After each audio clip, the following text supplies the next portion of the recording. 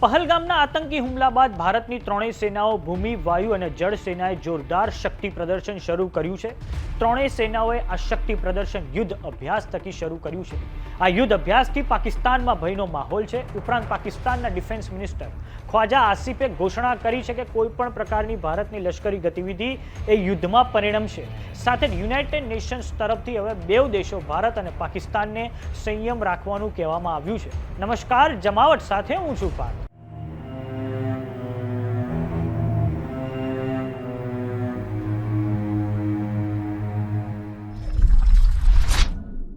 ભારતીય સેનાની ત્રણેય પાંખો ભૂમિ, વાયુ અને જળ સેના યુદ્ધ અભ્યાસ કરીને શક્તિ પ્રદર્શનની શરૂઆત કરી દીધી છે.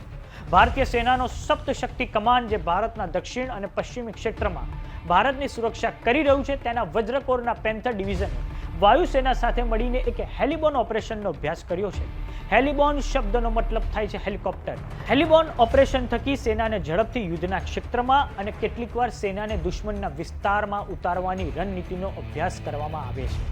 વાત ભારતીય વાયુસેનાની તો ભારતના મધ્ય ક્ષેત્રમાં ઓપરેશન આક્રમણ નામનો જબરજસ્ત યુદ્ધ અભ્યાસ તેમણે કર્યો છે. આ યુદ્ધ અભ્યાસમાં ભારતીય વાયુસેનાના સૌથી ઘાતક લડાકુ વિમાન રફાલ અને સુખોઈ 30 MKIએ પણ ભાગ લીધો છે. વાત કરીએ નૌકા સેનાની તો તેણે પોતાના યુદ્ધ જહાજ ગાઇડેડ મિસાઇલ ડિસ્ટ્રોયર ISIS સુરતથી હવામાં, જમીનથી અને પાણીથી માર કરવાવાળી medium range surface to air મિસાઇલનું સફળ પરીક્ષણ કર્યું છે. આ મિસાઇલની ઝડપ એટલી હતી કે હવામાં રહેલી એક વસ્તુને વીજળીની ઝડપથી ઉડાડી દીધી છે. આમ ભારતની ભૂમિ, નૌકા અને વાયુ સેનાનું શક્તિ પ્રદર્શન જોરદાર રીતે ચાલી રહ્યું છે. હવે આપણે જણાવીએ કે કોઈ પણ દેશ કેમ યુદ્ધ અભ્યાસ હાથ ધરે છે, તો તેના કેટલાક કારણો છે. પહેલું તો તેનાથી દુશ્મન દેશને બતાવી શકાય છે કે આપણી પાસે કેટલા આધુનિક હથિયાર છે. જેમ કે ભારત પાસે રશિયાની અત્યાધુનિક S-400 ballistic missile defence system છે, જેનાથી આપણે ચાઇના હોય કે પાકિસ્તાન કોઈ પણ દુશ્મન દેશની મિસાઇલને હવામાં જ તોડી શકીએ છીએ. જ્યારે અમેરિકા પાસે થાડ સિસ્ટમ છે. આ સિસ્ટમ તેણે ઇઝરાયલને પણ આપેલી છે.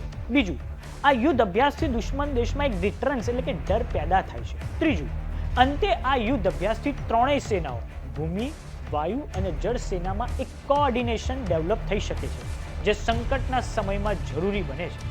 ચોથું, જો તમે બીજા દેશની સેના સાથે અભ્યાસ કરો છો તો તમને બીજા દેશની સેના પાસેથી ઘણું બધું શીખવા પણ મળે છે. ભારત દર વર્ષે બીજા દેશો સાથે અનેક આવા યુદ્ધ અભ્યાસ હાથ ધરે છે, જેમ કે મલાબાર અભ્યાસ, જેમાં ભારત, અમેરિકા, જાપાન અને ઓસ્ટ્રેલિયા એટલે કે ક્વાડ દેશોની સેનાઓ સાથે મળીને નૌકા ક્ષેત્રે યુદ્ધ અભ્યાસ કરે છે. તો કેવો લાગ્યો અમારો વિડીયો અમને કોમેન્ટ બોક્સમાં લખીને જરૂર જણાવો. જો તમે અમને યુટ્યુબ પર જોઈ રહ્યા તો સબસ્ક્રાઇબ કરો. જો તમે અમને ઇન્સ્ટાગ્રામ અને ફેસબુક પર જોઈ રહ્યા તો ફોલો કરો. આંતરરાષ્ટ્રીય ખબરો માટે જોતા રહો જમાવ. નમસ્કાર.